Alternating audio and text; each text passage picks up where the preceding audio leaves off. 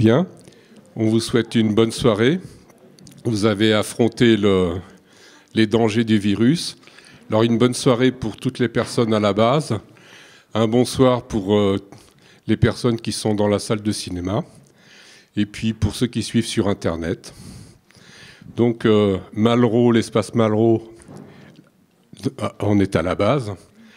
Donc la base à l'espace Malraux, les amis du monde diplomatique. On a le plaisir d'accueillir ce soir Emmanuel Todd.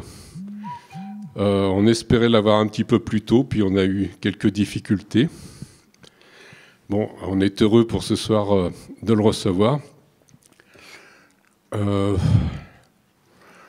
On avait, après une petite discussion, on s'était dit qu'on allait le présenter d'un point de vue scientifique, vu par un physicien, qui était une approche un peu particulière, puisque aussi bien les physiciens que les historiens sont des personnes qui essayent de s'affronter au réel pour le comprendre, et qui plongent dans le réel et reviennent dans la vie commune avec les objets bizarres qu'ils ont rencontrés. Donc Emmanuel Todd rencontre des objets bizarres de ce qui se passe dans la société. Comme les physiciens trouvent des objets bizarres, si ça vous paraît étrange ce que je dis, je pensais en particulier à la lumière, quelque chose de très commun. Les physiciens se sont empoignés aux alentours de la guerre de 14, donc au début du XXe. Il y en a qui disaient que c'était la particule de lumière, c'était un corpuscule, un grain de lumière, et d'autres étaient sûrs que c'était des ondes. Ils ont mis 10-15 ans pour dire, finalement, c'est exactement les deux. C'est à la fois une onde et un grain. Et donc, on trouve des objets bizarres. Alors, dans un premier temps, on pense que c'est les physiciens qui sont bizarres. Non, c'est la réalité qui est bizarre, qui est complexe. Dans les sociétés humaines, on trouve aussi des choses très bizarres. On trouve des structures familiales, qui est la grande spécialité d'Emmanuel Todd, si j'ai bien compris. Il a fait sa thèse dessus. Et donc, c'est une thèse à partir de données expérimentales. Il part de l'empirique. Partir de l'empirique, ça veut dire à tout moment, on se réfère au réel. On ne cherche pas à bâtir une théorie, on cherche à comprendre ce qui se passe. Et on trouve donc des objets étranges, comme les structures familiales. Bon, il en parlera mieux que moi. Il a fait sa thèse dessus. Et on devait le recevoir au début en décembre pour le livre, je ne sais plus où il est. Où en sommes-nous, voilà, qui est à gauche. Esquisse d'une histoire humaine, où il y a 3 moteurs d'explication. Alors habituellement, on s'occupe que de l'économie et de la politique. Bon, les marxistes sont centrés sur l'économie. Bon, c'est sûr, c'est une chose très importante. Et c'est ce qu'Emmanuel Todd appelle le conscient de la société. On a souvent le syndrome du lampadaire. Si on a perdu ses clés, on les cherche sous le lampadaire. Bon, les clés ne sont pas forcément sous le lampadaire, mais si on cherche loin du lampadaire, on ne voit rien. Alors, l'économie, ça a l'avantage de fournir un grand nombre de chiffres. On a des PIB, on a un grand nombre de nombres à utiliser, donc on a l'impression qu'on est dans le réel. Et c'est tout à fait conscient, et la plupart des gens expliquent la politique ou l'histoire à partir de ces chiffres dont on dispose. Emmanuel Todd voit une couche en dessous, qu'il appelle subconsciente, qui est liée à l'éducation. Les sociétés ne sont pas les mêmes quand il y a quelques pourcents qui savent lire, ou actuellement, où pratiquement toute la population est alphabétisée.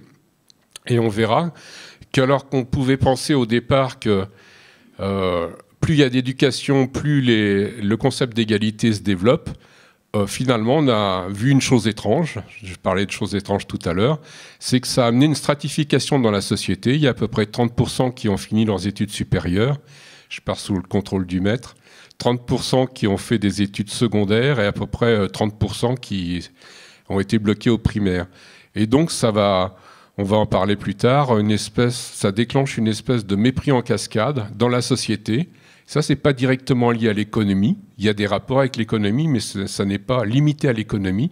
Donc, il y a un aspect subconscient dans la société qui est lié à la stratification scolaire. Et enfin, une couche plus profonde qui est liée à la structure de la famille. Quand on est en âge de prendre femme, où est-ce qu'on prend une femme? Est-ce que le statut de la femme est élevé ou il est bas? quels sont les taux de natalité chez les femmes. Enfin, en observant avec des statistiques ça au niveau mondial, on voit qu'il y a plusieurs structures de famille. Et là, on est dans une couche encore plus profonde que la couche scolaire, qui est une couche anthropologique. Pour l'économie et la politique, on a des constantes de temps de la dizaine d'années, 50 ans pour fixer les idées. Dans la couche consciente, dans la couche subconsciente, on a des constantes de temps plutôt de l'ordre du siècle. Et l'évolution de la scolarité, donc on raisonne en quelques siècles. Et sur la couche inconsciente, la plus profonde, on raisonne en millénaires. Et on a ces trois cycles qui se développent. Et à partir de ces trois cycles, de ces trois moteurs de l'histoire, Emmanuel Todd construit une esquisse de l'histoire humaine depuis le néolithique jusqu'à Macron. Et alors qu'on est dans une période où il y a beaucoup de choses qui nous sont complètement incompréhensibles, comme l'arrivée de Macron, l'arrivée de Trump, le Brexit, enfin des choses qui pour les Français sont extrêmement étranges, elles s'expliquent relativement bien en lisant Todd, disons avec une certaine logique et en s'appuyant sur des faits. En tout cas, en s'appuyant sur des chiffres. J'aimerais en être aussi sûr que vous. Bon, j'aime beaucoup ce que fait Todd. Bon, il commence à devenir critique sur ce qu'il fait. Je ne pourrais pas le défendre. C'est le privilège de la retraite. Voilà. Si on peut se retourner sur le parcours. Et là, mon activité principale maintenant, c'est de... Comme en fait j'ai été confronté à beaucoup de résistance ou de refus de regarder mon modèle. Dans un premier temps, vraiment, les gens n'ont... L'hypothèse d'un rapport entre structure familiale et idéologie politique était pour moi, au départ, effectivement, comme vous l'avez dit très justement, et très heureusement, une constatation empirique. C'est-à-dire la carte du communisme, la carte de la structure familiale communautaire, contre la patriarcale, c'est des réalités je dirais empiriques. Et les gens n'ont pas voulu voir, n'ont pas voulu regarder, avec l'idée que c'était une insulte à la liberté humaine. Et donc, dans un premier temps, j'ai commencé à prendre du plaisir à corriger moi-même les erreurs sur les données. Et on fait toujours des erreurs, en fait. Quand on travaille sur les systèmes familiaux de l'ensemble des pays du monde, on peut avoir des erreurs. Et donc, je m'étais fait une règle de chercher mes erreurs avec l'idée que l'important, maintenant, dans ma vie, c'était d'être le premier à les trouver. Vous voyez, de faire tout le boulot soi-même, y compris la critique. Et là, ça s'aggrave. C'est-à-dire c'est vrai qu'en fait, le modèle conscient, politique, économique, subconscient, éducatif, structure familiale, marche assez bien. Je dirais que la partie subconsciente commence à être acceptée, en fait. Si vous regardez les sondages d'opinion, l'interprétation des phénomènes, la conscience que les gens ont des conflits sociaux, c'est beaucoup les niveaux éducatifs. Ça, c'est passé, en fait. Moi j'avais écrit ça dans l'illusion économique vers 1997. Mais ça passe comme ça. Les structures familiales, il ne faut pas rêver. Je suis arrivé à la conclusion que les sociétés ne veulent pas savoir la vérité sur elles-mêmes. Particulièrement les sociétés libérales ancrées dans des structures familiales nucléaires. Que les gens ont vraiment besoin de penser qu'ils sont libres. Absolument. Alors qu'ils sont libres en pratique, mais qui n'ont pas le droit de ne pas être libres. Oui, bon.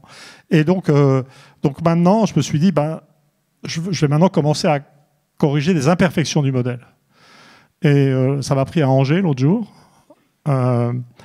C'est que, en fait, ce modèle en 3 couches, il est assez performant. Mais conscient, subconscient, inconscient. Mais je pense qu'il y a un glissement de sens qui ne va pas de soi. C'est que, bien sûr, c'est plus profond, au sens presque psychanalytique des choses, mais qu'est-ce qui prouve que ce qui est plus profond est plus important? Je veux dire, quand même, l'économie, c'est très important. La globalisation est quand même en train de détruire des sociétés et peut-être même de remanier des systèmes anthropologiques. Et donc, au final, je pense que, si j'ai le temps, je vais procéder à une horizontalisation du modèle où je mettrai finalement je garderai les notions de conscience, inconscience, subconscient, inconscient, mais en essayant de décrire des séquences historiques, puisqu'il s'agit d'expliquer l'histoire, où les facteurs des 3 niveaux se succèdent et sont en interaction, sans qu'on soit forcé de dire vous prenez le nazisme. par exemple. Bon, moi, j'avais l'habitude de dire, comme évidemment, on part des imperfections. Les gens, vous lisez des bouquins d'histoire classiques, et vous lisez le nazisme, la crise de 29. La crise de 29. Et donc, moi, j'avais comme une sorte de routine, de présentation, de dire, bah oui, la crise de 29, mais quand même, aux États-Unis, la crise de 29, ça a produit Roosevelt. En Angleterre, des conservateurs asthéniques. En France, le Front populaire. Donc, en fait, mais moi qui connais les structures familiales, je peux vous expliquer pourquoi la réaction anglo-américaine a été libérale, dynamique ou lente. La réaction française, libérale, égalitaire et progressiste et de gauche, est sympa, en fait, selon nos critères. Et la réaction allemande de type paranoïaque. Bon, et c'est vrai que sans les structures familiales, en ajoutant d'ailleurs les phénomènes religieux, puisqu'en Allemagne, en plus, il y avait l'effondrement du protestantisme dans les 60 ans qui précédaient, on ne peut pas expliquer cette divergence de grandes sociétés. Mais en vérité, il ne faut pas oublier que sans la crise de 29, on ne peut pas l'expliquer non plus. Et donc, ajouter une dimension anthropologique ne doit absolument pas conduire à éliminer le facteur économique. Donc, c'est moins visible, moins conscient. Voilà. Donc, je suis au début de cette entreprise de déconstruction partielle de ce que j'ai fait. Bon, alors on ne sait plus comment le défendre. Je vous donne plus clairement qu'à Angers la primeur de ce début de suicide. Bon, on va essayer partiel. On va essayer de le conserver en vie, au moins jusqu'au couvre-feu. Donc, il y a aussi, dans Où en sommes-nous, une analyse détaillée des différentes structures familiales. Moi, j'ai trouvé passionnant. En plus, Emmanuel Todd, j'espère qu'il ne me contredira pas cette fois-ci. Et il est facile à lire. Non, mais ça, c'est de écrire simplement est ma plus grande fierté. Voilà. Donc là, je suis d'accord. Bon, oui, quelque chose qu'on peut noter à propos de cette réponse. Quand les physiciens reviennent avec ces photons qui sont des corpuscules, des grains de matière ou des ondes, on rentre et qui reviennent vers le grand public, il n'y a pas de conflit majeur. Il n'y a pas les ondes qui sont à gauche et les grains de lumière qui sont à droite. Il n'y a pas de conflit. Par contre, quand l'historien revient avec ces éléments étranges qu'il a découverts empiriquement, il revient, et quand il se retourne vers le grand public, il revient dans un champ où il y a des forces en présence, des forces politiques, qui fait qu'il est tout de suite classé.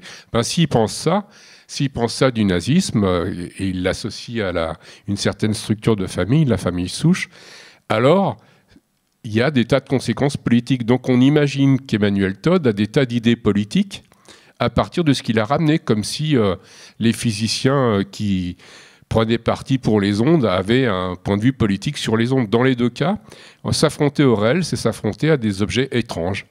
Ça, on en a parlé tout à l'heure, et c'est ce dont je suis le plus content, c'est qu'il y a je pense qu'il y a un très gros malentendu sur mon activité et mes interventions publiques, en fait. Les gens ont l'air de penser que souvent je suis classé avec des critiques radicaux.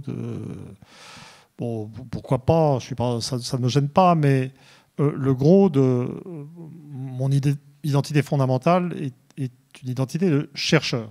J'ai toujours voulu trouver des trucs, des régularités, etc. Et ma première expérience a été bonne, finalement, parce que mon premier livre, c'était sur la chute finale, et c'est sur la décomposition de la sphère soviétique. J'avais dégoté le taux de mortalité infantile russe, ukrainien, etc., qui augmentait, et j'avais fait une prédiction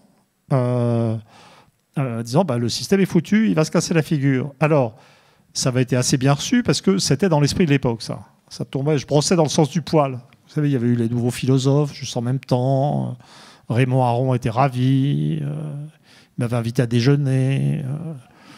Il était tellement content de voir le petit-fils de son copain Nizan de l'école normale le justifier. Donc, il n'y avait pas eu de problème. Mais les gens avaient cru, et ils croyaient que j'avais écrit un pamphlet. Alors qu'en fait, moi, j'étais sûr d'avoir découvert la bombe atomique et que la Russie allait se casser la figure. Alors j'ai dû attendre 15 ans, mais c'était dans l'espace de temps que j'avais défini.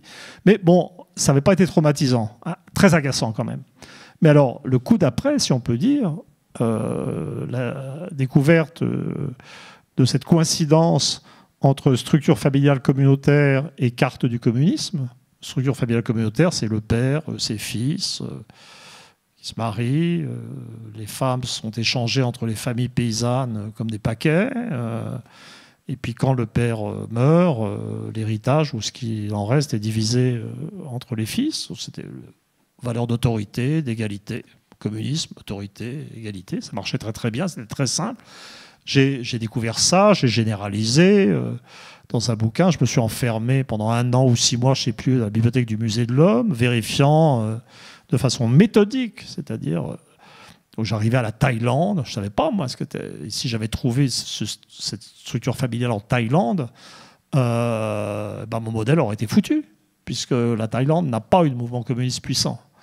Non, juste le contraire. Trop génial. Donc, mais j'ai vraiment vécu ce processus de vérification. Je termine, j'écris mon livre à toute vitesse parce que ça me paraît tellement évident que j'ai peur d'être doublé. Le problème de scientifique, c'est être doublé, publié, quoi. Vite, vite, vite. Voilà, hors circuit. Et parce qu'à l'époque, moi j'étais un étudiant de Peter Laslett, le pape des études sur la famille. Je savais que ça bougeait partout sur la famille. Et je suis d'ailleurs fasciné par un mec qui s'appelle Kertzer, qui a travaillé comme moi en Italie centrale, qui connaissait les structures familiales de l'Italie centrale, communautaire, avec son gros vote communiste. Il écrit sur les deux, et lui n'a pas vu le lien.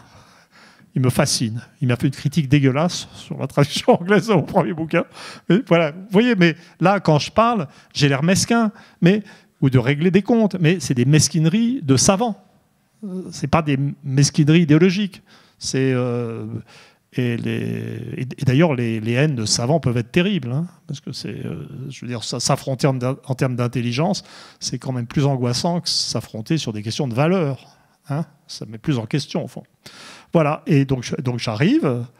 Puis ma maman m'avait élevé en me disant que si on travaillait dur et qu'on était honnête, on était récompensé. Et donc je m'attendais à des flots de louanges. Qui est cet homme, le pasteur ou le Newton des sciences sociales? Hurlement de rage, je me fais insulter. Dans l'IB, on me traite de barésien ou de parce que je parle de structure familiale. Donc en France, la famille, travail, famille, patrie, pétainiste, super agréable quand on est d'origine juive en partie. Bon, donc voilà. Hein. Et qu'on vient d'une tradition plutôt judéo-bolchevique. Enfin bon, donc c'est le mec, les racines, le sol, le sang, pas du tout, non. Structure familiale nucléaire, bon, ça donne de la liberté aussi, voilà. Et donc là, ça a été un vrai traumatisme, et là, c'était un malentendu total, parce que là, c'était ce que vous indiquiez, c'est que on fait une découverte qu'on considère comme scientifique, et on arrive. C'est vrai, avec une arrogance de scientifique. Moi, je ne pense pas que les scientifiques sont des gens aimables. Hein. Je veux dire, pour moi, le scientifique qui arrive et qui se dit « Ouais, en fait, je ne suis pas très bon, je vais être intégré au CNRS, mais je vous garantis que je ne vais pas faire de vagues. Je vais pas du tout dire que les gens avant moi n'ont pas vu certains trucs. Donc vraiment, vous me prenez, vous me payez pendant toute ma vie, mais je vous garantis que je ne vais rien faire d'important. » Vous voyez ? Oui, c'est bien humainement, pourquoi pas ? Mais non, je veux dire, il faut un minimum d'arrogance. Il faut de la modestie devant les données, certainement. Il faut plier devant les données, toujours. Mais non, je veux dire, il faut penser qu'on est le meilleur à un moment donné où c'est pas la peine. Hein, on est d'accord ? Hein, j'ai pas dit de bêtises, là. J'avais dit choquant. Voilà, et donc c'était un vrai traumatisme. Et j'y repense en ce moment parce que dans la période récente, j'ai été massacré pour un livre d'intervention politique qui s'appelait « Qui est Charlie ?» Et je me suis soigneusement tenu à l'écart des gens qui actuellement, pendant le procès des terroristes résiduels, il y a des gens qui ont essayé de me réentraîner dans ce débat, mais la sortie du livre a été atroce et elle l'a été en un sens. Alors dans le livre, il y avait toujours le même truc, les gens étaient là, ça mélangeait les deux aspects. C'est-à-dire que donc, tous les gens étaient là à se chauffer sur le merveilleux attachement des Français à la liberté. Ils parlaient un peu moins de l'égalité, à la défense de la liberté d'expression. etc. Et puis moi, j'ai acheté l'eBay, puis j'ai vu la carte des manifestations, et puis j'ai vu la carte, si on met de côté la région parisienne, sur laquelle j'ai fait une erreur de calcul qui aurait renforcé ma thèse finalement. Donc j'ai fait une erreur de calcul. Enfin, j'ai fait un mauvais choix contre moi-même. Oui, donc je ne peux pas rentrer dans les détails. Mais dans l'ensemble, c'était la carte de l'ancien catholicisme. Et donc j'ai vu que les régions les plus déchaînées sur la périphérie de la France, c'était les régions de tradition inégalitaire, de tradition autoritaire, anti-républicaine, là où la révolution avait du mal à s'imposer. Et je me suis dit, alors là c'était compliqué, parce que c'est vrai que d'un autre côté, que voir des... tout à fait, là j'ai été dans les valeurs quand même. C'est-à-dire que j'ai vraiment... La seule valeur qui me mène au bout de moi-même, c'est la question du racisme. C'est des questions certainement d'origine familiale, c'est de tradition familiale aussi. Et donc vraiment, je ne veux pas rentrer là-dedans, mais l'islamophobie est quelque chose qui me fait horreur sans que telle ou telle religion soit pour moi plus importante ou plus valable, car je ne suis pas croyant du tout en fait. Voilà. Donc il y avait ce plan, mais j'avais quand même aussi le sentiment d'avoir trouvé un truc et d'amener au débat quelque chose. Et donc j'avais expliqué, mais non, c'est pas du tout la République traditionnelle, c'est un néo-républicanisme qui est ancré dans des régions qui ont certaines traditions religieuses, qui est vraisemblablement islamophobe, sans se l'avouer, qui n'est pas du tout attaché au principe d'égalité, qui représente une subversion de la tradition républicaine centrale de la France par la périphérie ex-catholique, qui d'ailleurs avant s'était emparée du Parti socialiste. Je suis courageux, je sais où je suis à Chambéry. Hein. Mais l'un des problèmes du catholicisme zombie, c'est qu'il correspond aux zones de plus fort dynamisme culturel. Et donc c'est là que je fais mes conférences. Alors, donc je dois, pour que ces conférences me laissent vivant, donc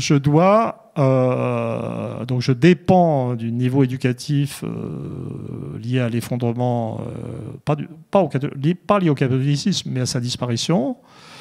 Je peux espérer qu'un certain type de relations sociales consensuelles et polies va me permettre d'échapper à la lapidation.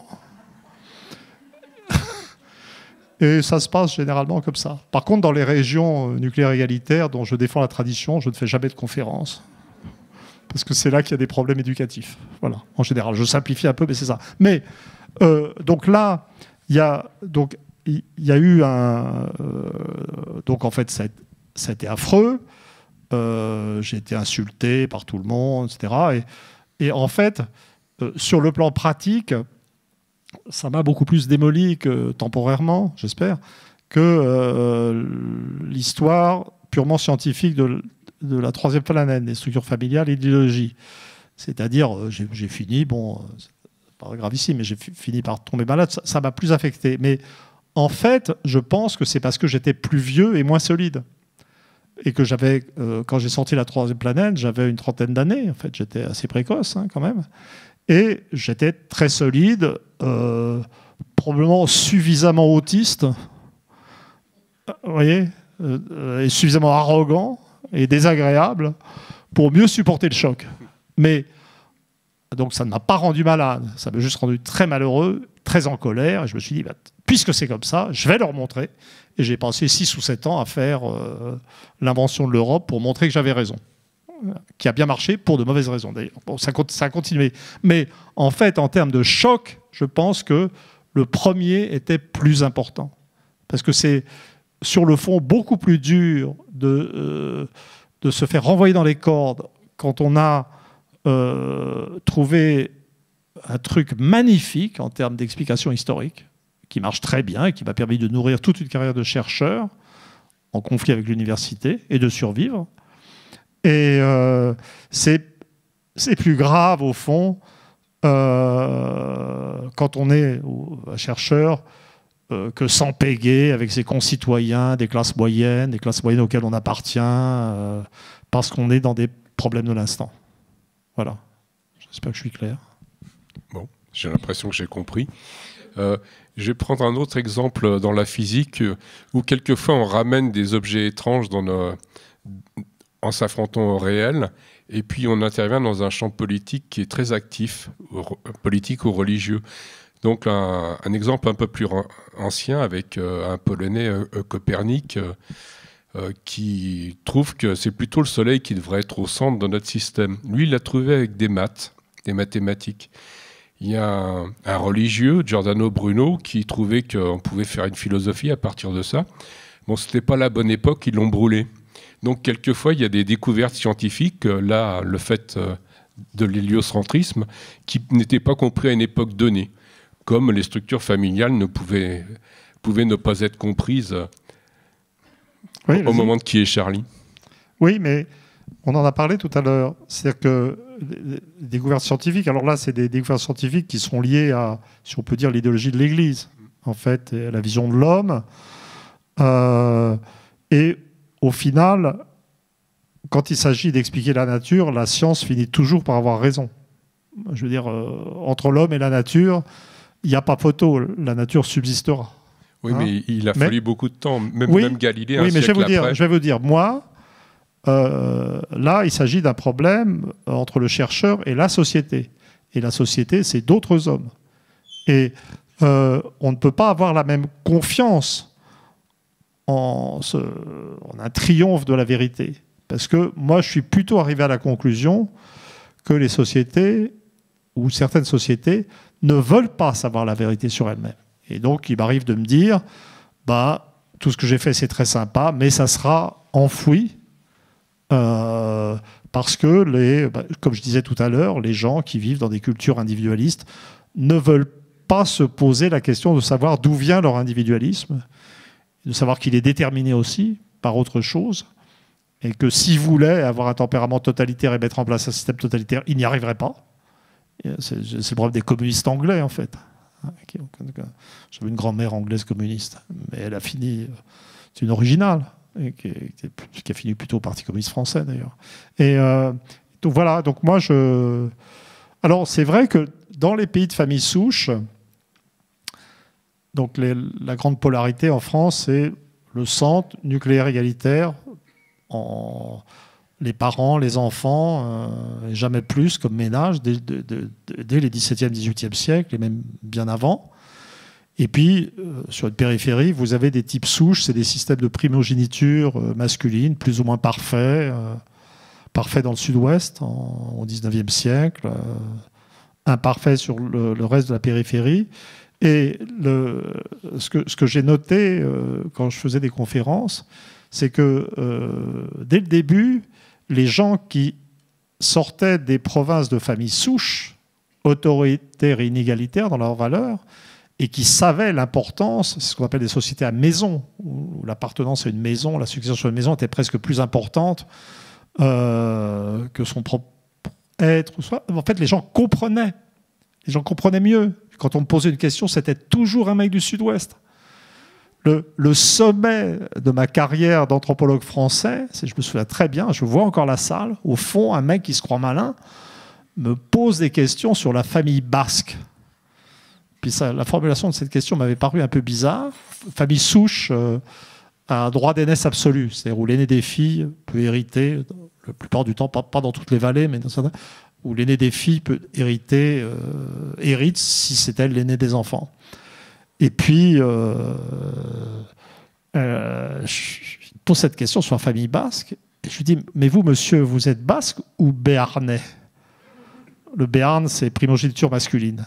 J'avais senti dans ce qu'il disait qu'il n'était pas basque. Mais, donc c'était pour dire, les gens, parce que dans ces cultures régionales ou nationales, les gens ne vivent pas avec l'idée qu'ils sont libres. Je veux dire, les gens savent que la famille est très importante. Et la preuve ultime de ça, ça a été la réception de mon travail au Japon. C'est-à-dire, j'ai fini par développer, depuis le début des années 90, une relation très particulière avec le Japon. Le Japon est un pays de famille souche, comme l'Allemagne, c'est-à-dire primogéniture masculine, qui apparaît par étapes du XIIIe au XIXe siècle, qui se renforce. Et tous mes bouquins sont traduits en japonais. Ma situation au Japon est exactement le contraire de ce qu'elle est ici. Ici, on me prend pour un rebelle destroy. je m'exprime sur des sites parallèles, je suis interdit d'antenne à France Inter, à France Culture, enfin normal quoi. Oui, et donc je suis classé avec des gauchistes dangereux, alors que moi je suis moi-même un bourgeois paisible. Vous voyez, voilà, mais c'est comme ça. Au Japon, pas du tout. Je fais des interviews dans tous les grands journaux, l'Asahi Shimbun, le Yomiuri, le Mainichi, qui, contrairement aux journaux français, tirent à des millions d'exemplaires. Je interviewe la télé japonaise. Je ne dis pas ça pour me vanter, parce qu'en fait, je veux dire, ça n'est pas dû à moi-même. Mais les Japonais, ils voient arriver un Européen, un Français, un Occidental, qui leur dit qu'il y a une théorie qui dit que la détermination familiale est très importante. La réaction du Japon, c'est un mec normal. Oui. Et donc, en fait, je veux dire, bon, oui, une variété blanche et bronzée de néo-confucéens. Oui. Donc, c'est vraiment... Et donc, simplement, si le Japon dominait l'espace mondial, je serais très confiant pour mes théories. Mais peut-être que si je croyais que la Chine, peut-être, en dehors du fait que je suis assez hostile à la Chine dans mes interviews, donc je ne pense pas que je sois très bien vu, bon, mais la Chine autoritaire, égalitaire, comme la Russie, pourrait faire quelque chose de mes machins quand même, sortie du communisme. Mais bon, mais en fait, elle ne va pas gagner, ils vont se casser la figure, donc pour toutes sortes de raisons. Donc moi, je crois plutôt à la prédominance persistante du monde anglo-américain. Donc je suis cuit, parce que c'est famille nucléaire, culture libérale, jamais ce que je raconte ne sera accepté, quel que soit mon amour de l'Angleterre. Vous voyez ? Donc, je disparaîtrai. Bon. Donc, on va profiter avant qu'il ait disparu pour passer au deuxième ouvrage. Deuxième ouvrage qui est beaucoup plus proche de nos préoccupations contemporaines. Quand j'ai appelé Emmanuel Todd pour Où en sommes-nous, on était en plein mouvement des Gilets jaunes. Et dans ce mouvement des Gilets jaunes, sa première réaction, c'est de dire « j'y comprends rien ». Ce que j'ai fait jusque-là, ça colle pas tout à fait. Puis comme les faits sont têtus et je m'y tiens, il était lancé dans un espèce de marathon qu'il explique dans le livre, en travaillant un grand nombre de données, en retrouvant un ami qui connaît très bien son œuvre régulièrement pour lui dicter ou lui faire une conférence à l'heure du repas, et qui faisait une première mise en forme des chapitres. Et puis ensuite, tout a été réécrit. Et là, on est dans le contemporain pour voir si les structures de la famille, si l'économie, si la stratification scolaire a un impact. Et là, le premier paradoxe rencontré, c'est on n'arrête pas de parler de l'augmentation des inégalités dans la société française. Ce n'est pas tout à fait le point de vue de M. Todd. Non, en fait, c'est vraiment... j'ai cherché à comprendre comment...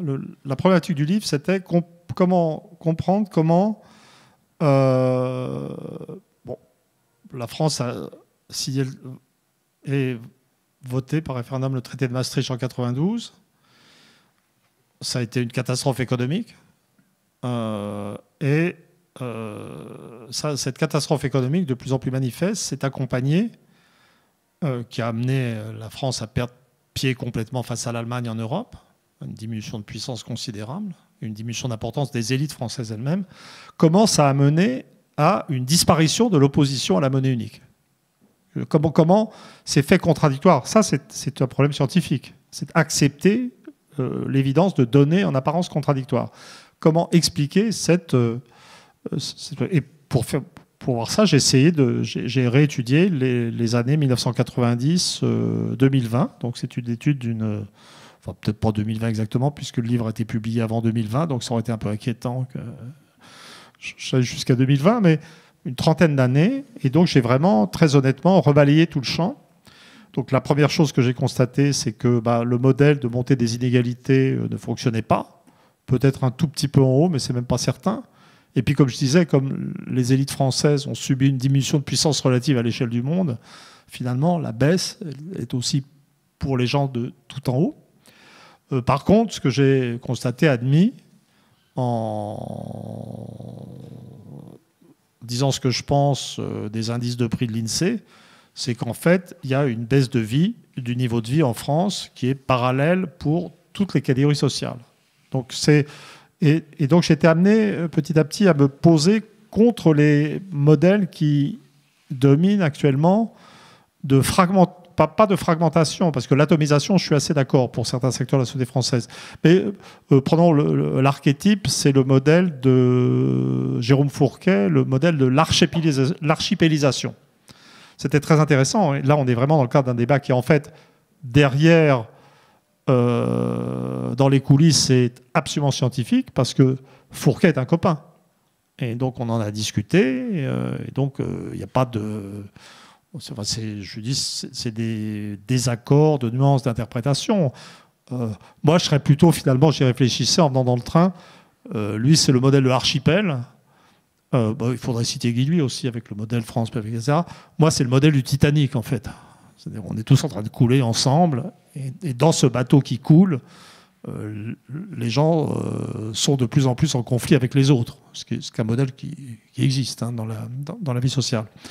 Donc, j'ai mesuré des chutes parallèles de niveau éducatif pour les enfants de toutes les catégories sociales, cadre supérieur compris. J'ai mesuré des chutes de fécondité parallèles, ça va bien avec la baisse du niveau de vie, de toutes les, dans toutes les classes sociales.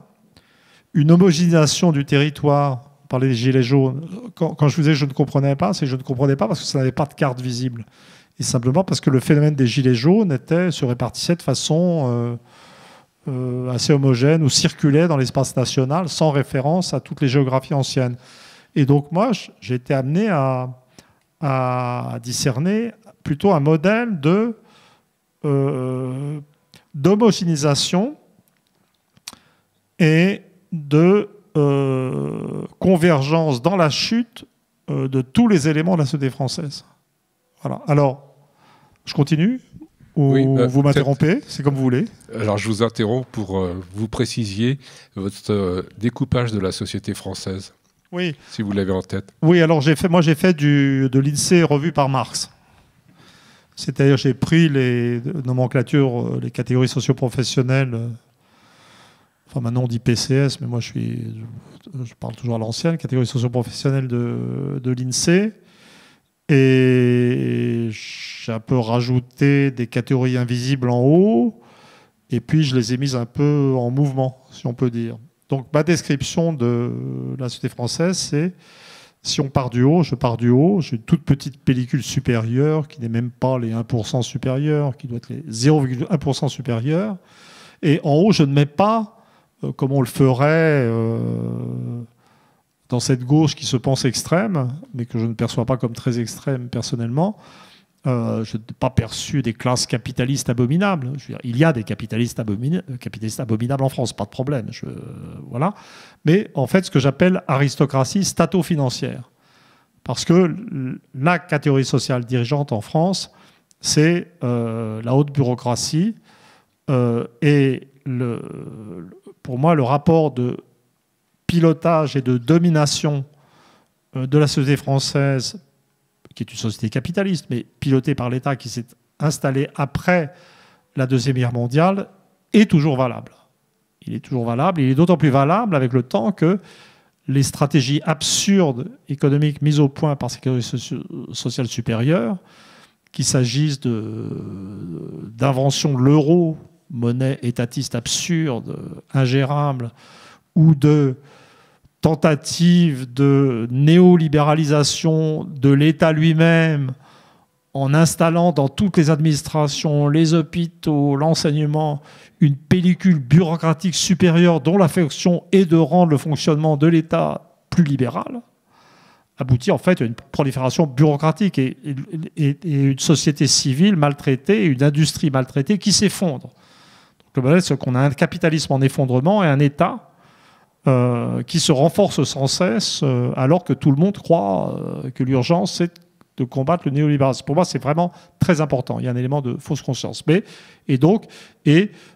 Tous les grands patrons qu'on cite, etc., les premiers qui viennent à l'esprit, c'est les gens des télécoms. Mais les gens des télécoms, ne serait-ce que par l'attribution des fréquences, sont en fait sous la domination de l'État. On ne peut pas... la classe dirigeante, c'est les inspecteurs des finances en France, réduite à sa plus simple expression. Et je dirais qu'en un sens, Castex est encore plus typique que Macron. Vous voyez, quand tout le monde dit « Ah ben non, Macron a nommé Castex parce que Castex existe encore moins... comment s'appelait le précédent? Le mec qui parlait normalement. Édouard Philippe, oui, qui était trop normal encore pour le système. Non, pour moi, le Castex, c'est la vraie incarnation du pouvoir. C'est vraiment le bureaucrate idiot, pas de problème. Et puis, je dirais que Macron est une majorette qui s'agite au-dessus de la réalité de ce pouvoir. Voilà, donc ça, c'est pour les structures de domination réelle.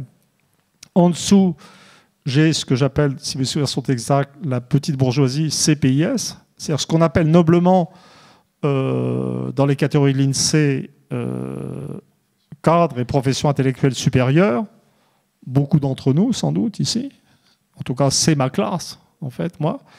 Et que j'ai requalifié petite bourgeoisie parce que c'est une classe qui est en état de fausse conscience, qui se pense éduquée, supérieure, semi-dominante, et en fait, pour elle-même et à travers ses enfants, est en chute de revenus et en situation de fausse conscience assez grave. Et donc, qui n'est pas du tout la classe qu'elle s'imagine être culturellement dominante.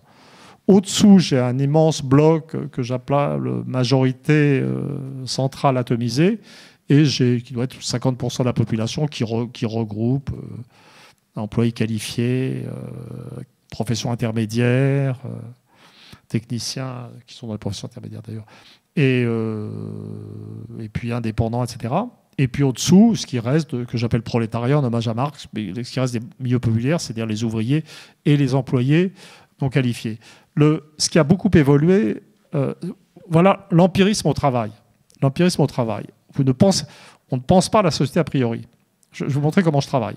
Donc, à la veille de l'élection de Chirac, avant que les gens pensent qu'ils puissent être élus, tout le monde est en train de se gargariser de l'idée de disparition de la classe ouvrière. Les gens, comme le Parti communiste a disparu, ou est en voie de disparition, les gens s'imaginent que la représentation théorique de la classe ouvrière disparaissant, la classe ouvrière elle-même disparaît.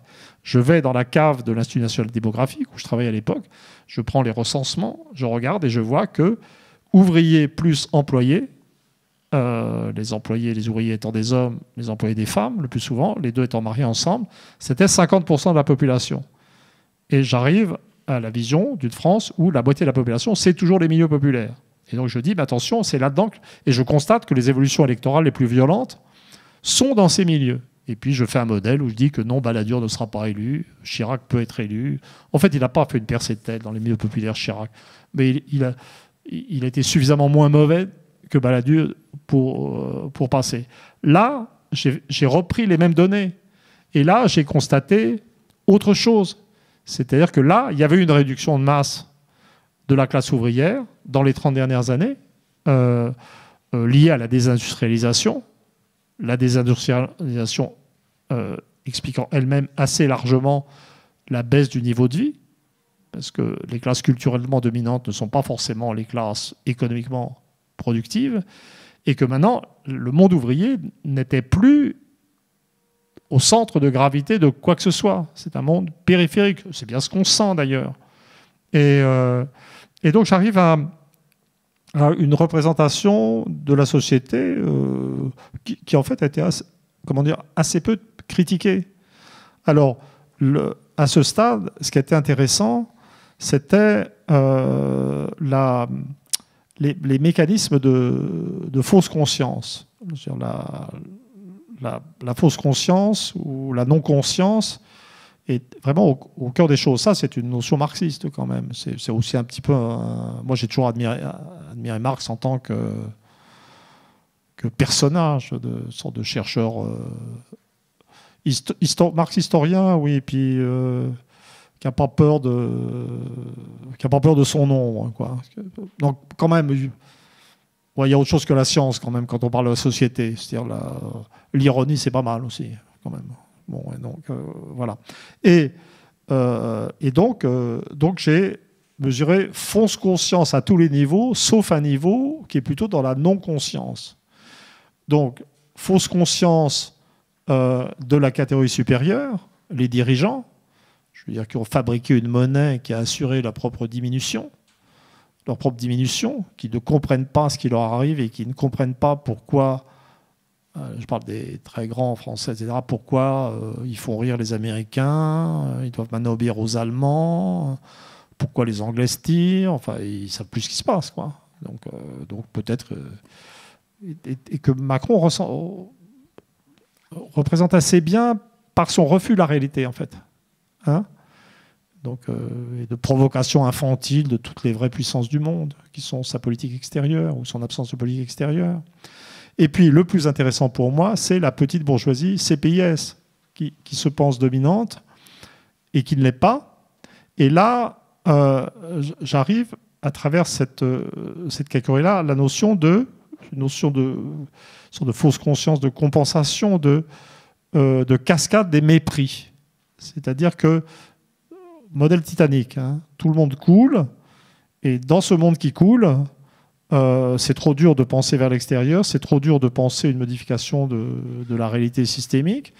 Et donc, on regarde au-dessous de soi pour se sentir mieux.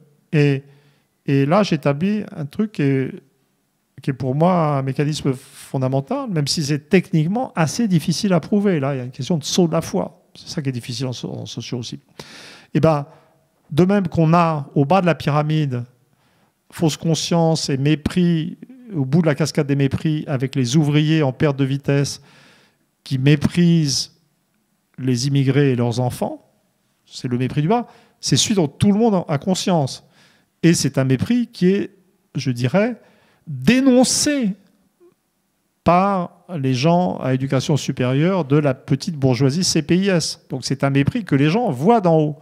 Mais les gens de cette petite bourgeoisie CPIS ne se rendent pas compte que progressivement, du fait de leur paralysie et de leur situation en fait difficile, eh ben, le mépris des prolos qui votent Front National est devenu le strict équivalent logique du mépris des prolos Front National pour les enfants d'immigrés musulmans.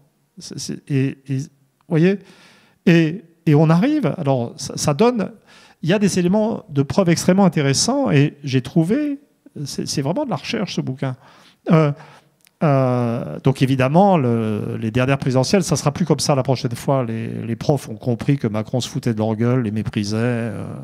On a vu au moment des retraites, le boulet est passé très près. Mais le vote du corps enseignant pour Macron a été phénoménal. Chez les agrégés, ça a atteint du 50% au premier tour. Hein, et ailleurs, chez les certifiés, j'ai plus les chiffres en tête, mais bon, peut-être 40. Et donc la vision et bien entendu le parti préféré du vote Front National pour plutôt le parti préféré du monde ouvrier, c'est le Front National, pardon, le Rassemblement National. La classe ouvrière diminuée actuelle vote beaucoup plus Front National que la classe ouvrière importante d'autrefois ne votait communiste. Hein. C'est vraiment tout à fait frappant. Et donc, on essaie de nous vendre.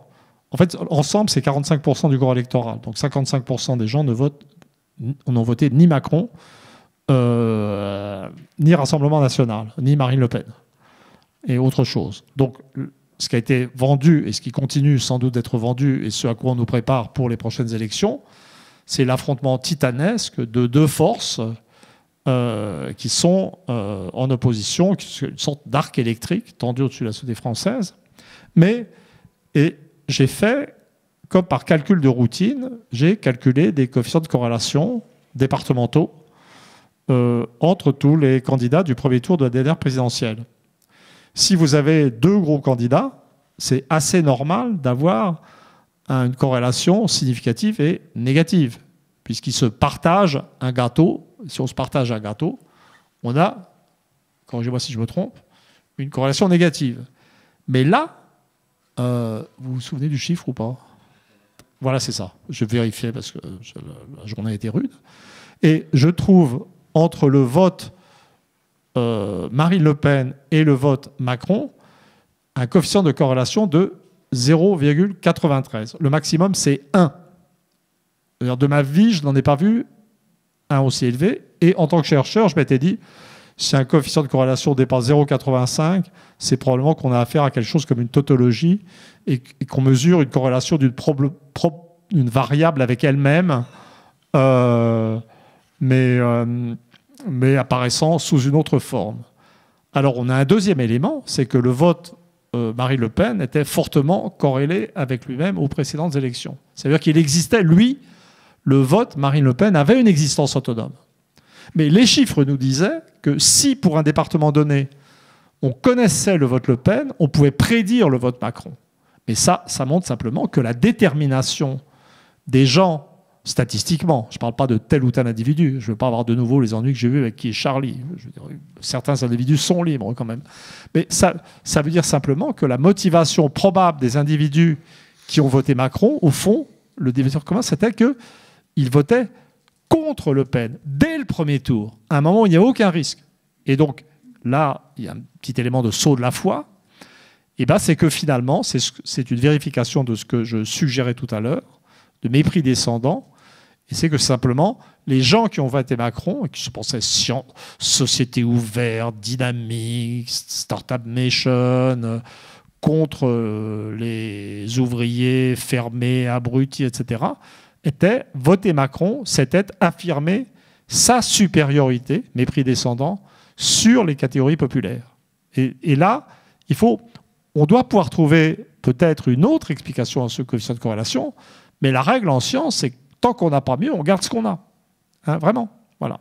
Alors, cela dit, tout ça, peut-être je vais m'arrêter là pour cette séquence, si on peut dire, ne doit pas faire oublier que la réalité de la société française, et ce qui explique son état d'amorphie, etc., c'est la masse centrale atomisée qui explique, ces professions intermédiaires, qui explique que 55% des gens n'ont pas voté pour Macron ou Le Pen, et qu'on vit un peu dans l'illusion. Bon, on procède à un dévoilement devant des personnes masquées, ce qui est un petit peu paradoxal. Ouais. Donc, je ne sais pas, je vais résumer brutalement pas pour expliquer le coefficient de 93%, mais pour dire que les profs ont voté Macron parce que les prolos allaient voter Le Pen. Oui, c'est ça. Oui, c'est vrai. Oui. Bon, alors c'est vrai que j'aurais pu aller plus vite. Hein. Voilà.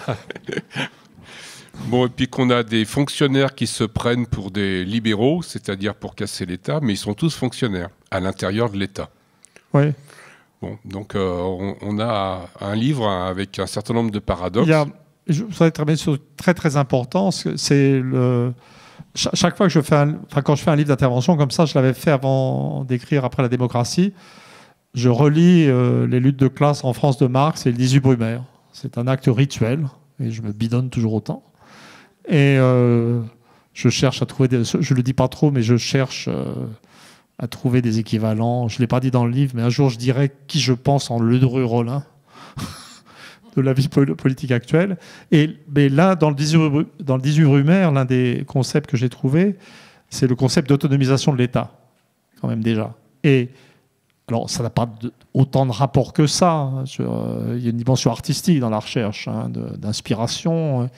Mais je me suis dit, bon sang, mais c'est bien sûr, la réalité de la société française actuelle, c'est pas le néo-capitalisme, ça n'est pas l'affrontement entre des forces élitistes et populistes, ça n'est pas le marché déchaîné, c'est une société de plus en plus amorphe, avec en période de baisse du niveau de vie, une baisse même des taux de suicide, qui est tout à fait paradoxale, mais qui n'est pas bon signe. C'est très bon signe pour les gens en tant qu'individus, mais c'est pas très bon signe en termes de tension morale et d'exigence, etc.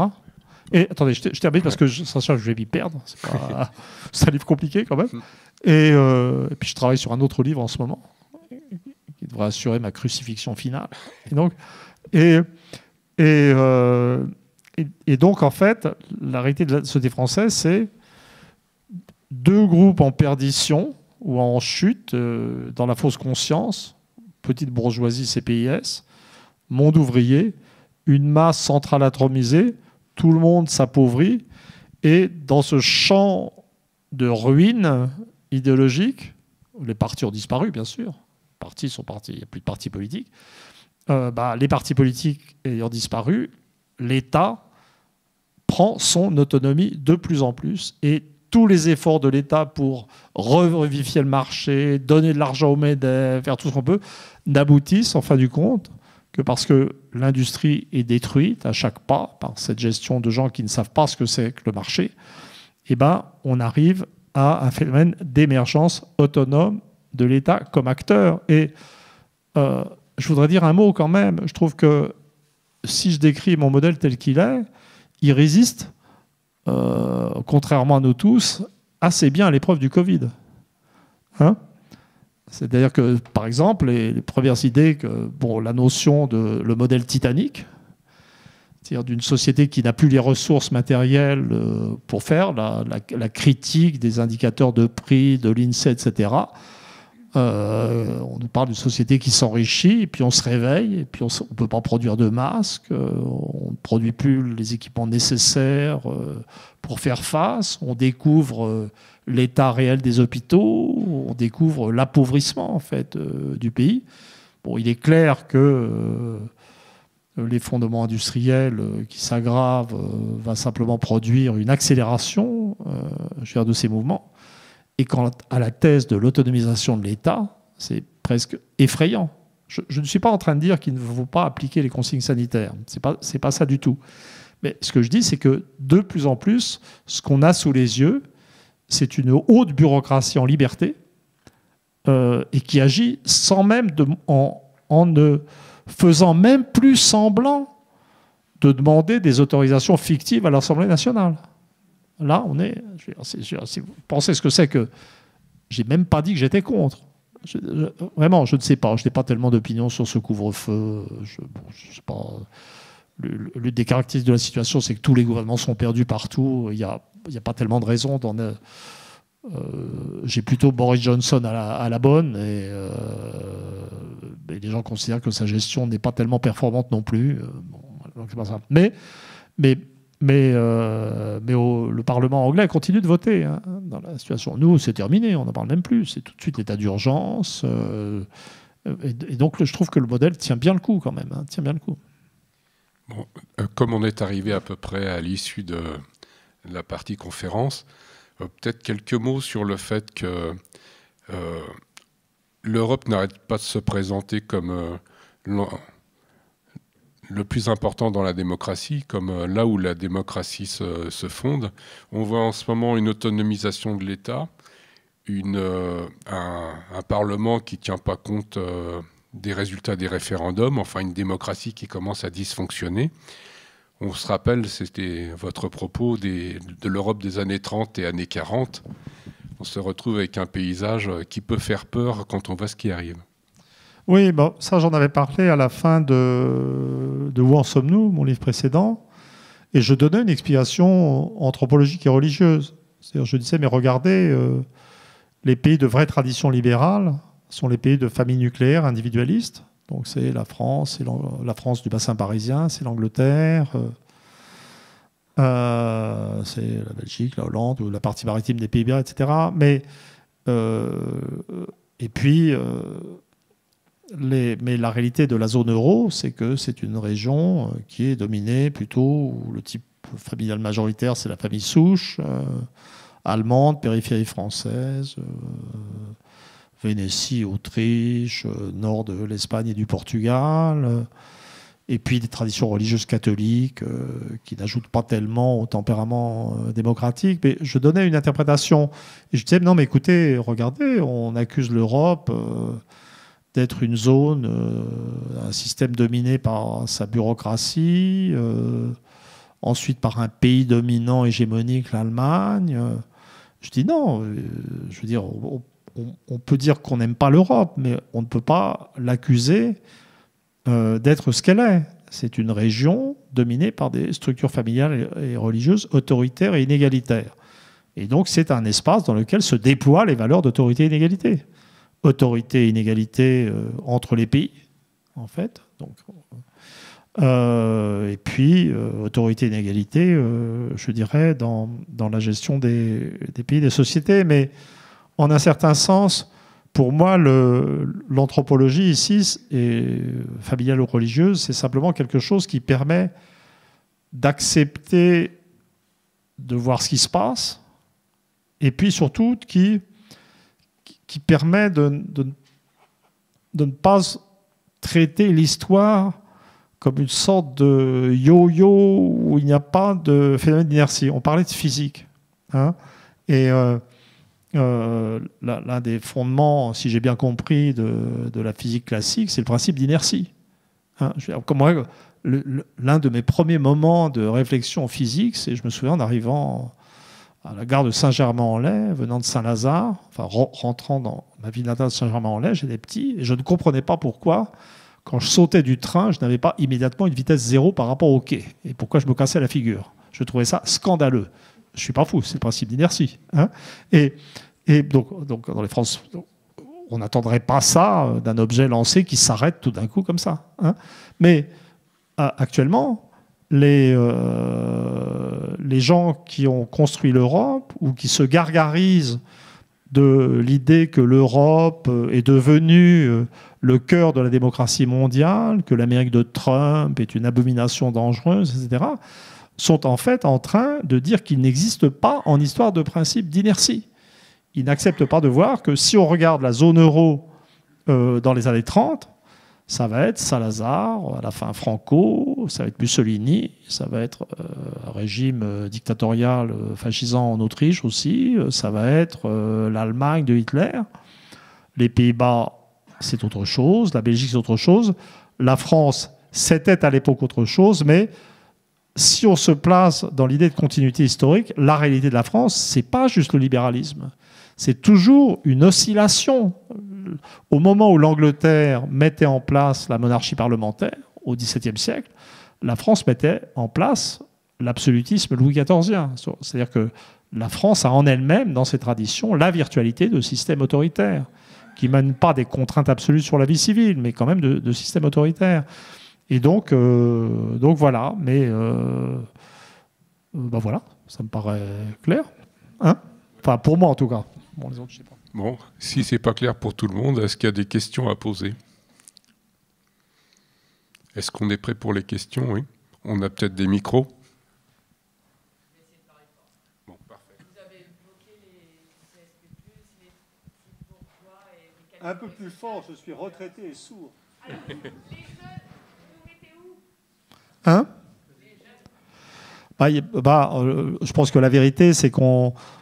si je suis mon modèle absolument, je ne vais pas parler des jeunes en général. C'est-à-dire, si vous reprenez la notion de stratification éducative que vous avez rappelé au début, c'est qu'en fait, paradoxalement, c'est chez les jeunes que la stratification éducative est actuellement la plus forte.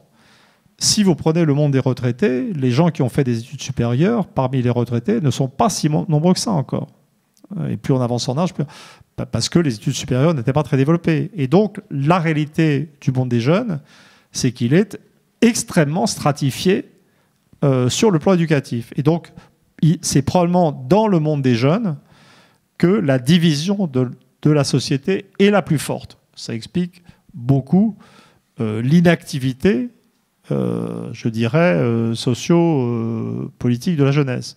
Je dirais que sur le plan des valeurs, on n'en a pas parlé, mais il y a toute une partie du livre qui est sur les phénomènes d'atomisation mentale, de psychisme, ce qu'on appelle, en reprenant les thèses du sociologue Alain Ehrenberg, la notion de fatigue, en fait, le passage de la névrose à la dépression. Bon, il y a toutes sortes de choses comme ça, et comme la forme nouvelle de l'individualisme. Je ne dis pas que les jeunes sont déprimés. Moi, je suis déprimé, mais pas les jeunes. L'atomisation est particulièrement forte, sans doute dans toutes les jeunesses. Et je pense qu'elle est même plus forte que jamais, parce que moi j'ai vécu 68, mais j'ai vécu 68 avec une éducation ancienne, archaïque, et je porte en moi-même toutes les rigidités et les disciplines de cette époque archaïque. Mais les enfants et les petits-enfants d'après 68, qui ont vécu les valeurs libertaires comme un donné par leurs parents, sont sans doute beaucoup plus ancrés dedans. Donc ça crée une situation très bizarre, parce que les jeunes, actuellement, alors là je parle de tous les jeunes, sont ceux qui sont le plus écrasés par le marché mondial. Les jeunes des pays riches sont particulièrement écrasés, et ce, quel que soit le niveau d'études. Je veux dire, le niveau de vie d'un polytechnicien, d'un jeune polytechnicien actuellement, par rapport à ce qu'était le niveau de vie d'un polytechnicien des générations antérieures, est dérisoire. S'il ne veut pas sombrer, il doit aller boursicoter ou travailler dans la banque et perdre son âme et tout l'intérêt de son cerveau. Donc, on a des jeunes qui sont particulièrement opprimés, mais très divisés, mentalement pas en condition de révolte, et donc on a cette situation extrêmement bizarre d'un groupe qui est le plus victime et qui est extrêmement peu actif sur le plan de la révolte. Je ne sais pas si j'ai répondu à votre question. Je reconnais que c'est pas... Je ne brosse pas dans le sens du poil. Est-ce qu'il y a d'autres questions? Est-ce qu'il y a des questions dans la salle de cinéma?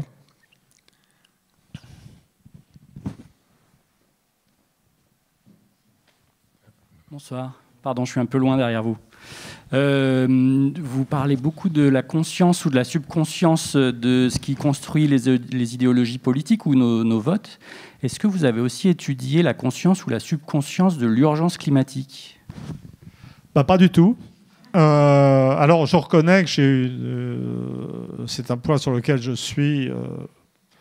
D'habitude, je dis j'ai une conscience écologique faible. Donc là, je veux dire, je suis même lamentable. Mais, si vous voulez, pour moi, il y a deux choses dans l'urgence climatique. C'est-à-dire qu'il y a une vraie urgence, qui est une urgence planétaire, mais s'agrège ou se combine avec cette urgence un irréalisme politique très, très considérable. C'est-à-dire que... je ne sais pas comment dire. Peut-être je vais m'arrêter là parce que je n'ai pas envie de rentrer dans des nouveaux conflits sur des sujets auxquels je n'ai pas assez réfléchi.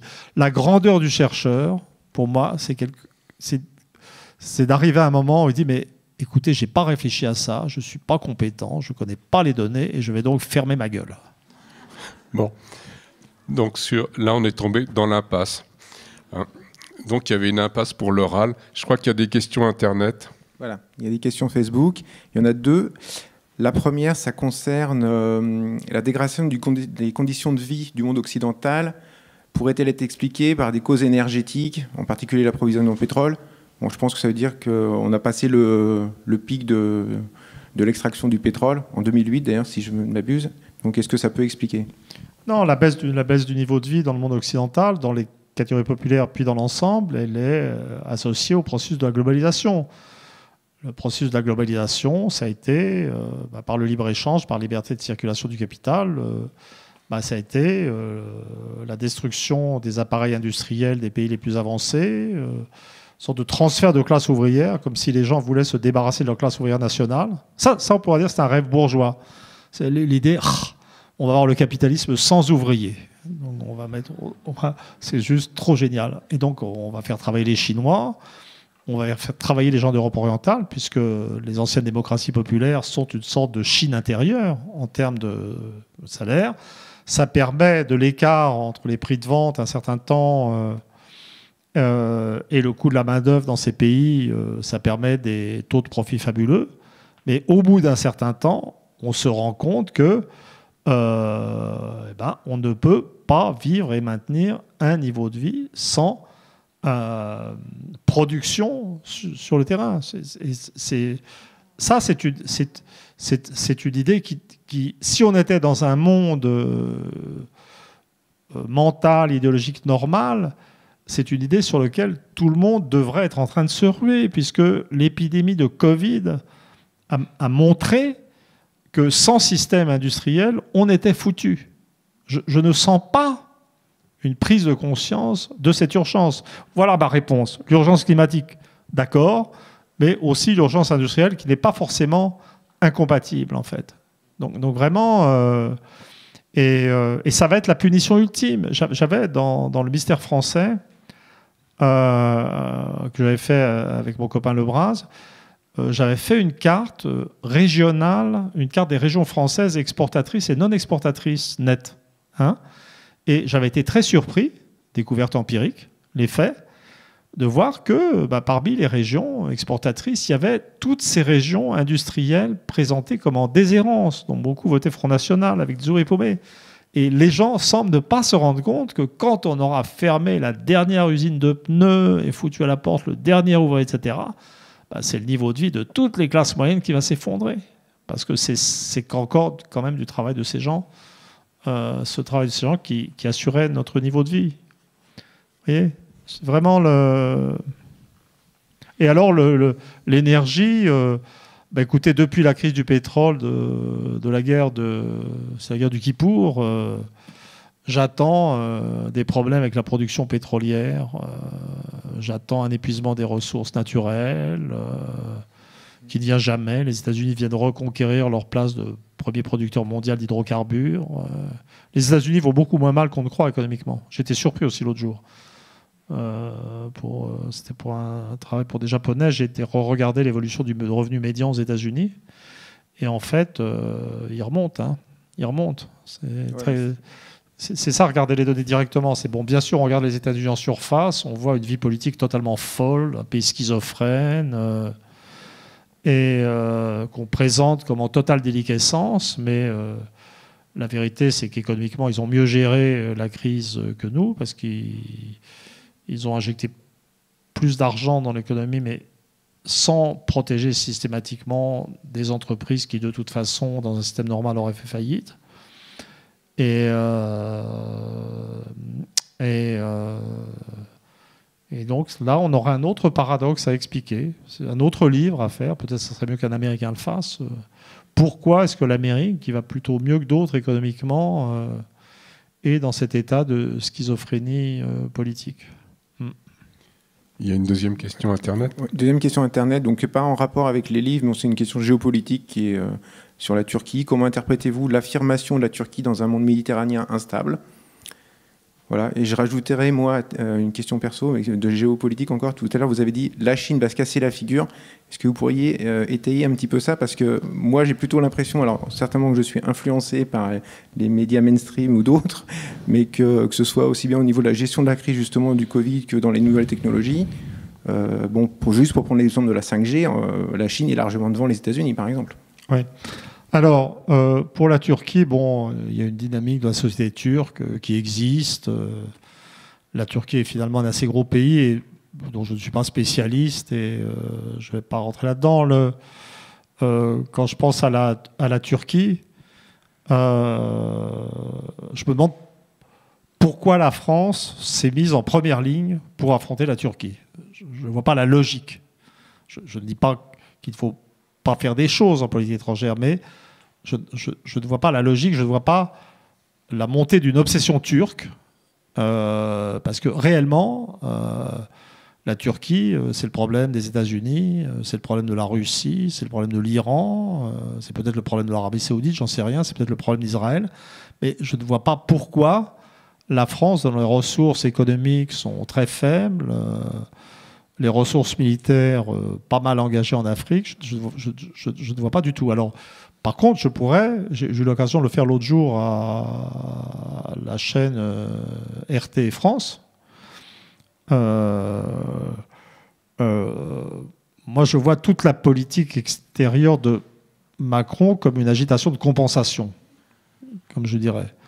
En fait, la réalité politique extérieure de la France, c'est que la France a perdu son rang en Europe depuis la crise de 2007-2008.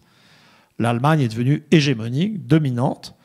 Elle a ses satellites qu'elle fait parler quand elle n'a pas envie de parler directement. Les Pays-Bas, la Finlande, l'Autriche. Elle domine et elle accorde des privilèges à la France, d'irresponsabilité économique, parce que les Allemands savent que si les Français se tiennent tranquilles, ils tiennent le continent. C'est d'ailleurs une vieille politique, en fait. On a déjà vu ça dans l'histoire de France. Et la réalité, pas simplement de Macron, mais de la classe dirigeante française, je ne sais pas comment les gens pensent au Quai d'Orsay, c'est qu'ils ne peuvent plus bouger sans avoir l'autorisation de l'Allemagne. Et s'ils bougent sans l'autorisation de l'Allemagne, il ne se produit rien, car c'est l'Allemagne qui a les moyens matériels, financiers, qui contrôle les autres pays. Et donc j'ai tendance à voir Macron s'agitant contre le Brexit anglais, l'Angleterre, notre seul allié, techniquement, militairement, contre les États-Unis. Les États-Unis s'en foutent de ce que dit la France. Alors Poutine, c'est pas, ça hésite, il hésite. Donc vraiment, on est...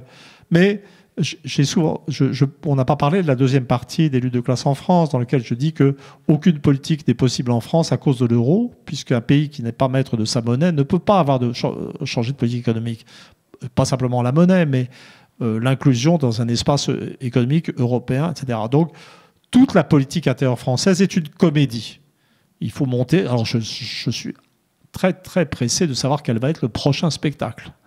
Mais, quel que soit l'élu, à part sortir de l'euro et des règlements commerciaux européens, on ne peut rien faire. Donc, si un élu ne vous dit pas « je vais sortir de l'euro » ou « je vais sortir des règlements commerciaux européens », c'est qu'il veut juste passer à la télé, être élu et faire des discours.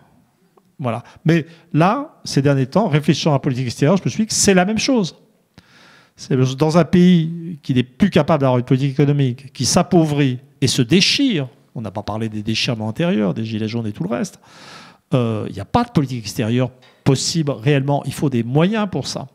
Oui. Alors, sur la Chine, je suis tout à fait d'accord que dans l'instant, la puissance chinoise est très évidente, que l'épidémie de Covid a, d'une certaine manière, montré sa puissance. Je veux dire, c'est quand même formidable de se trouver dans une situation de, par inadvertance, laisser partir de chez soi un virus, et puis d'avoir les moyens techniques pour s'en protéger. Moi, je pense que c'est un hasard complet. Hein. Mais c'est quand même ahurissant. Et donc, si vous regardez les dernières statistiques publiées dans The Economist, le PIB chinois a continué d'augmenter un petit peu. Alors, les chiffres sont faux, à mon avis, il est juste stationnaire. Mais les autres baissent. Non, les États-Unis s'en sortent pas mal. Pour l'Europe, c'est la cata, hein, comme d'habitude. Mais ça, voilà.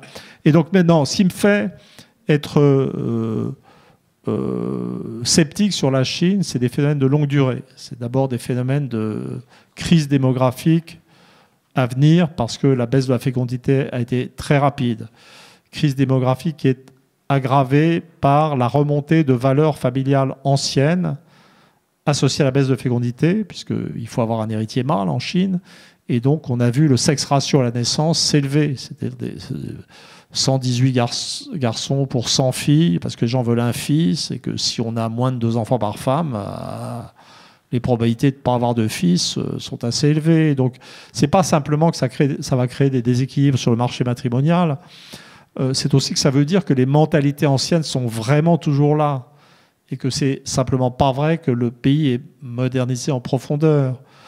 Il y a également le fait que je ne crois pas du tout au génie économique chinois. L'économie chinoise est une économie qui a été conçue comme dépendante des importations occidentales. Et je ne sais pas très bien comment ça va continuer. Surtout que maintenant, les États-Unis sont en train de se mobiliser en tant qu'adversaire principal. Et puis, l'une des choses, moi, l'un des indicateurs de santé d'un pays, pour moi, c'est sa balance migratoire.